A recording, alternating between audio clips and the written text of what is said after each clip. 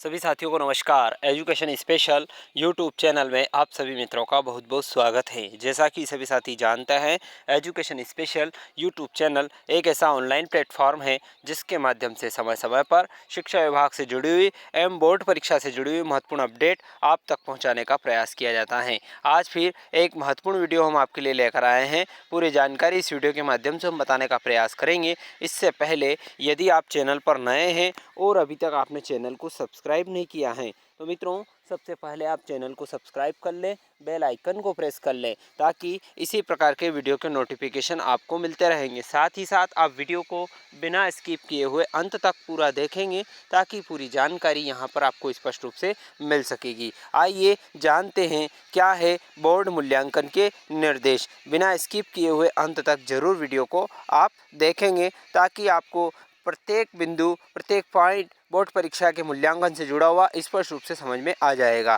आइए जान लेते हैं क्या है बोर्ड मूल्यांकन के निर्देश।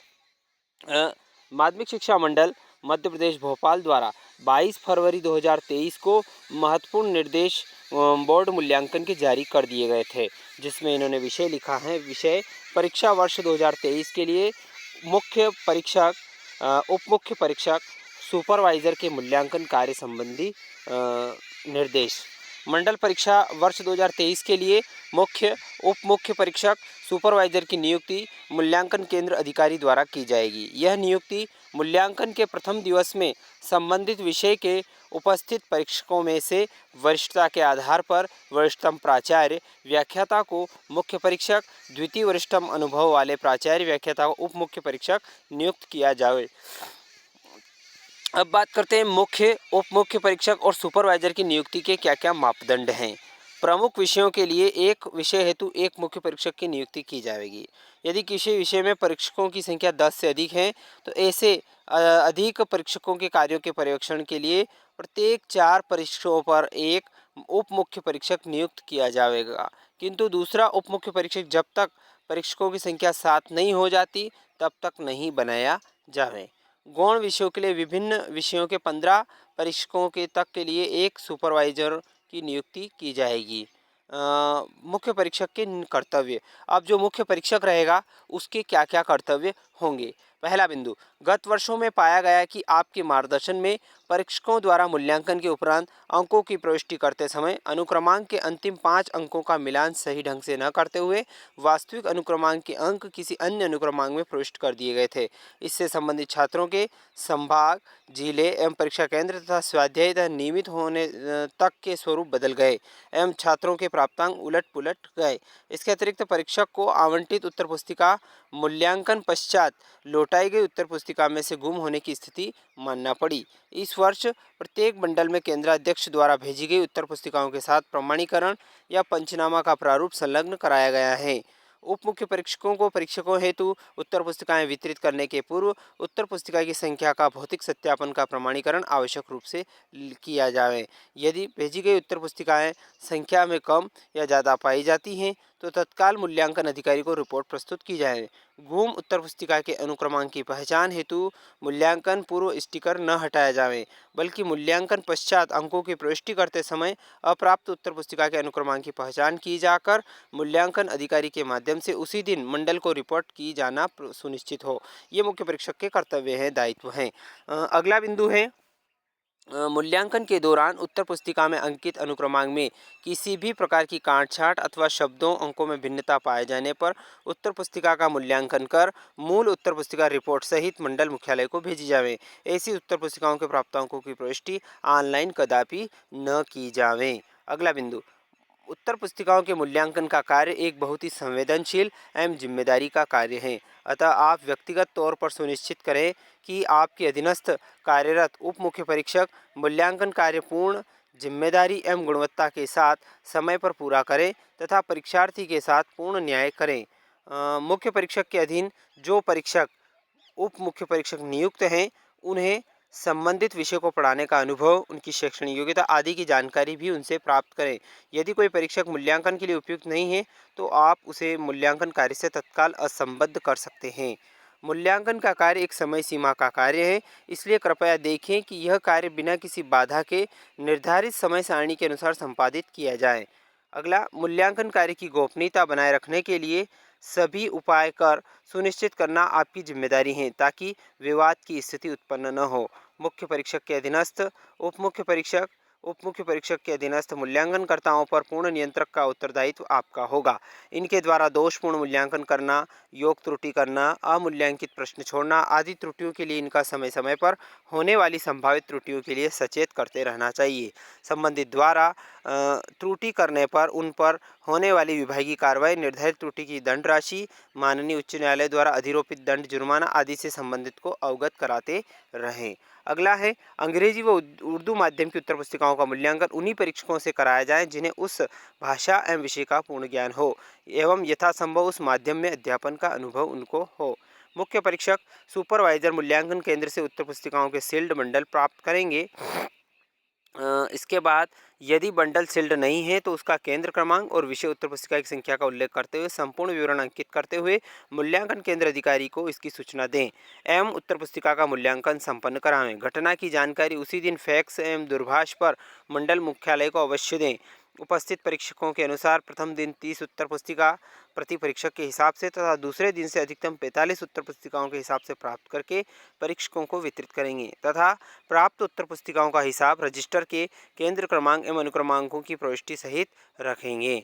मुख्य परीक्षक द्वारा इसका विशेष ध्यान रखा जावे कि 30 उत्तर पुस्तिकाओं के मूल्यांकन के उपरांत ही समर्थ एवं इच्छुक परीक्षक को अधिकतम 15 उत्तर पुस्तिकाएं और प्रदान की जा सकती हैं। किसी भी परीक्षक से प्रतिदिन 45 उत्तर पुस्तिकाओं से अधिक का मूल्यांकन कदापि न कराया जावे, यानी कि 45 से अधिक तो बिल्कुल भी नहीं कराना है।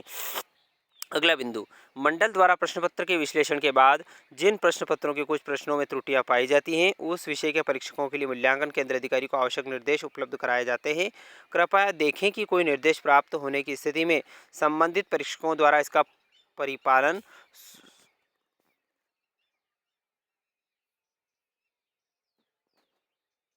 परिपालन सुनिश्चित किया जाए तथा इसका परिपालन करने की रिपोर्ट भी मूल्यांकन केंद्र अधिकारी को उपलब्ध कराई जाए। मुख्य परीक्षक सुनिश्चित कराएंगे कि पहला बिंदु, उनके अधीन परीक्षकों द्वारा उत्तर पुस्तिकाओं के समस्त प्रश्नों का मूल्यांकन किया गया है, कोई भी प्रश्न अमूल्यांकित नहीं रह गया, परीक्षकों ने ओवर राइटिंग पर हस्ताक्षर किए हैं, जिन छात्रों को 0 अंक प्राप्त हुए हैं या एब्सेंट हैं अंकित हैं उनके अंकों की पुष्टि या उत्तर पुस्तिका या डॉकेट फॉर्म से पुनः कर ली गई है। जिन उत्तर पुस्तिकाओं का मूल्यांकन कराया गया है उनके रोल नंबरों के अंकों की प्रविष्टि मंडल द्वारा ऑनलाइन उपलब्ध कराई गई OMR शीट में की गई है। परीक्षा केंद्रों पर डॉकेट फार्म क में विषय परिवर्तन के प्रकरणों के अनुक्रमांक में NA लिखे जाने से शीट में NA लिखा जाता है। इससे यह भ्रम हो जाता है कि छात्र उत्तर पुस्तिका नहीं है। ऐसे प्रकरणों की खातरी कर विषय परिवर्तन विषयक रिमार्क किया जावे। उत्तर पुस्तिका में अंकित अनुक्रमांक में काटछाट पाए जाने की स्थिति में उक्त उत्तर पुस्तिका का मूल्यांकन कर अंकों की प्रविष्टि नहीं की जाए। मुख्य परीक्षक 90% या उससे अधिक अंकों वाली उत्तर पुस्तिका का पुनर्मूल्यांकन एवं अंकों की प्रविष्टि से पूर्व करेंगे। इसके साथ ही वे चेकिंग उत्तर पुस्तिकाओं से करके यह देखेंगे कि ऑनलाइन अंकों की प्रविष्टि उत्तर पुस्तिका में प्रदत्त अंकों के अनुसार ही की जा रही हैं। अगला बिंदु, जिन छात्रों का 0 अंक प्राप्त हों या जिनको 90 या 90% से अधिक अंक प्राप्त हुए हैं उन सभी की उत्तर पुस्तिकाओं को परीक्षक से दोबारा जंचवा कर दिए गए अंकों की पुष्टि अनिवार्य रूप से करें। यदि उक्त कार्य में किसी भी प्रकार की लापरवाही पाई जाती है तो संबंधित मुख्य परीक्षक के विरुद्ध मंडल द्वारा अनुशासनात्मक कार्रवाई की जाएगी। मुख्य परीक्षक अपने अधीन उप मुख्य परीक्षक एवं परीक्षकों की त्रुटि के लिए समान रूप से उत्तरदायी होंगे क्योंकि उप मुख्य परीक्षक उसके अधीन कार्य कर रहे हैं और उनके कार्य का परीक्षण करना आपका दायित्व है। अगला बिंदु, मूल्यांकन केंद्र पर नियुक्त परीक्षकों द्वारा जांची जा रही उत्तर पुस्तिकाओं में सामूहिक नकल के प्रकरणों की रिपोर्ट पर निर्धारित प्रपत्र पर परीक्षक द्वारा दी जा रही रिपोर्ट पर मुख्य या उप मुख्य परीक्षक सुपरवाइजर भी प्रति हस्ताक्षर करें तथा मूल्यांकन केंद्र अधिकारी के भी हस्ताक्षर कराएं। जांच रिपोर्ट का नमूना इसमें दिया गया है। मुख्य परीक्षक पुनर्मूल्यांकन में काली स्याही का प्रयोग मुख्य परीक्षक करेंगे। जिन विषयों की उत्तर पुस्तिकाओं के मूल्यांकनकर्ता के द्वारा गलत यानी X अंकित किया जाता है और यदि उस छात्र उस विषय में अनुत्तीर्ण होता है तो ऐसी उत्तर पुस्तिकाओं की चेकिंग मुख्य परीक्षक और उप मुख्य परीक्षक के द्वारा पुनः किया जावे।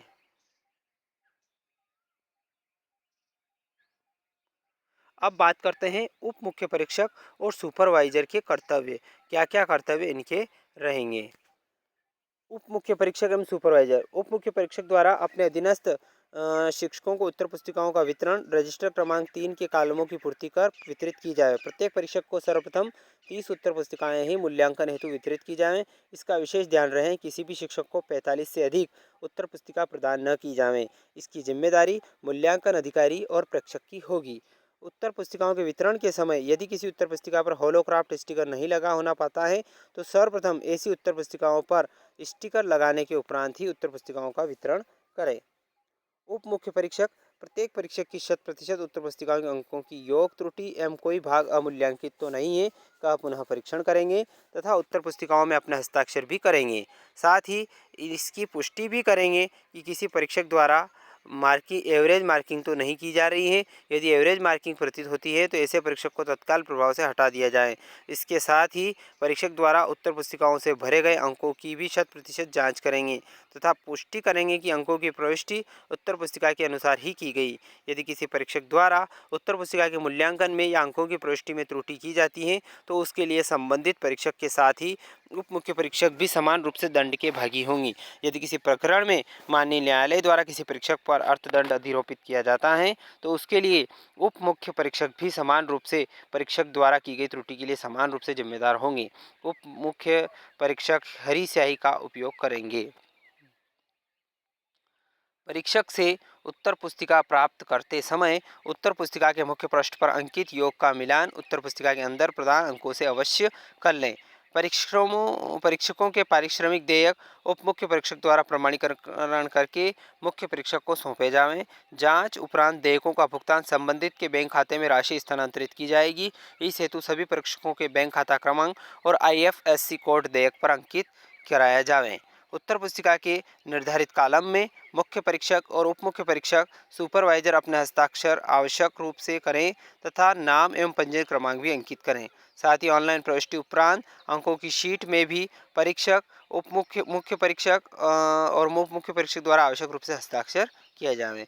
यदि किसी परीक्षार्थी द्वारा निर्धारित सभी प्रश्नों के अतिरिक्त प्रश्न के उत्तर लिखे गए हों तो सर्वप्रथम सभी उत्तरों का मूल्यांकन किया जाए। तत्पश्चात न्यूनतम प्राप्तांक वाले अतिरिक्त उत्तर को गणना में नहीं लिया जाए।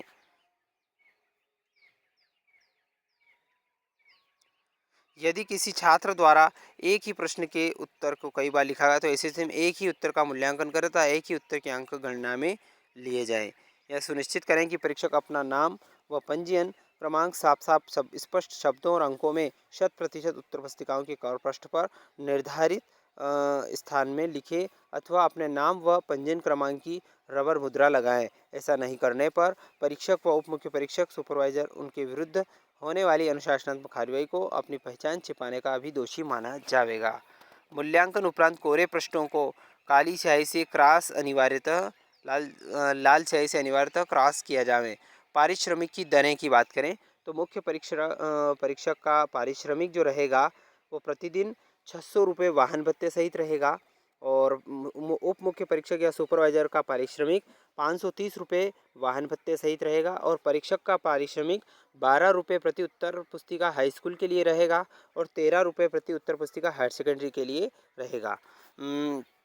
भुगतान व्यवस्था की बात करें तो मंडल परीक्षाओं की उत्तर पुस्तिकाओं के मूल्यांकन कार्य में संलग्न उप मुख्य परीक्षक सुपरवाइजर एवं परीक्षकों को मानदेय का भुगतान मूल्यांकन केंद्र पर ही संबंधित विषय के मूल्यांकन समाप्ति उपरांत संबंधितों को IFSC कोड लेकर उनके बैंक खाते में मानदेय पारिश्रमिक राशि स्थानांतरित की जाए। इसके लिए मूल्यांकन समाप्ति उपरांत सभी परीक्षकों के प्रमाणित देयक पूर्व में ही प्राप्त कर लिए जाएं। अब बात करते हैं उत्तर पुस्तिका के मूल्यांकन में त्रुटि होने पर क्या दंड का प्रावधान है। मूल्यांकन में त्रुटि मूल्यांकन अधिकारी मुख्य परीक्षक उप मुख्य परीक्षक मूल्यांकनकर्ता प्रश्न के उत्तर को मूल्यांकित किया जाकर अंक योग में नहीं जोड़ा जाता। अंकों का योग गलत करना, प्रश्नांश का अंश अमूल्यांकित छोड़ना, संपूर्ण प्रश्न उत्तर को अमूल्यांकित छोड़ना, प्रश्नवार अंकों का योग गलत करना, संपूर्ण प्राप्तांक योग त्रुटिपूर्ण अंकित करना, उत्तर पुस्तिका के मूल्यांकन उपरांत भी अंक प्रविष्टि में अनुपस्थिति दर्ज करना, ये सारे प्रकरण है। ऊपर के जो 6 प्रकरण हैं इनमें 100 रुपये प्रति अंक निर्धारित किए गए। उदाहरण स्वरूप यदि कोई अमूल्यांकित प्रश्न 2 अंक का है तो 2 अंक की त्रुटि मानी जाएगी, यानी कि 200 रुपये उसको जुर्माना लगेगा। एक सातवां बिंदु जो है उत्तर पुस्तिका के मूल्यांकन उपरांत भी ए अंक की प्रविष्टि में अनुपस्थित दर्ज करना। ऐसे प्रकरण में 1,000 रुपये प्रति प्रकरण एवं विभागीय जांच किए जाने हेतु लिखा जाएगा। अब बात करते हैं अगले बिंदु की। किसी प्रकरण में त्रुटि पाई जाने पर एवं माननीय न्यायालय द्वारा अर्थदंड अतिरोपित करने पर उक्त राशि की वसूली मंडल से प्राप्त पत्रों की प्राप्ति के 7 दिवस में संबंधित से की जाना आवश्यक होगी। दंड राशि जमा नहीं करने की दशा में पदस्थ संस्था के प्राचार्य के माध्यम से वेतन संबंधित के वेतन से किए गए जाने हेतु विभाग प्रमुख को लिखा जाएगा। साथ ही मंडल के आदेशों की अवहेलना का दोष अधिरोपित करते हुए कार्रवाई की जाएगी। किसी परीक्षक की 10% उत्तर पुस्तिकाओं में त्रुटि पाए जाने पर अथवा संपूर्ण मानदेय राशि जब्त हो जाने की दशा में ऐसे मूल्यांकन द्वारा की गई त्रुटियों के अनुपात में 1/3/5 वर्ष अथवा सदैव के लिए समस्त पारिश्रमिक कार्यों से वंचित करते हुए उसका नाम काली सूची में अंकित किया जाएगा एवं उनके विरुद्ध अनुशासनात्मक कार्रवाई की जाएगी। सचिव माध्यमिक शिक्षा मंडल मध्य प्रदेश द्वारा ये विस्तृत दिशा निर्देश बोर्ड मूल्यांकन से संबंधित जारी किए गए हैं। तो साथियों, आशा करता हूँ कि बोर्ड मूल्यांकन के संबंधित निर्देश स्पष्ट रूप से आपको समझ में आए होंगे। यदि वीडियो पसंद आए तो इस वीडियो को लाइक करें, शेयर करें और कमेंट करें। एक बार और आपसे निवेदन है, चैनल को यदि आपने सब्सक्राइब नहीं किया है तो प्लीज़ सब्सक्राइब कर लें और बेल आइकन को प्रेस कर लें। बहुत बहुत धन्यवाद। जय हिंद, जय भारत।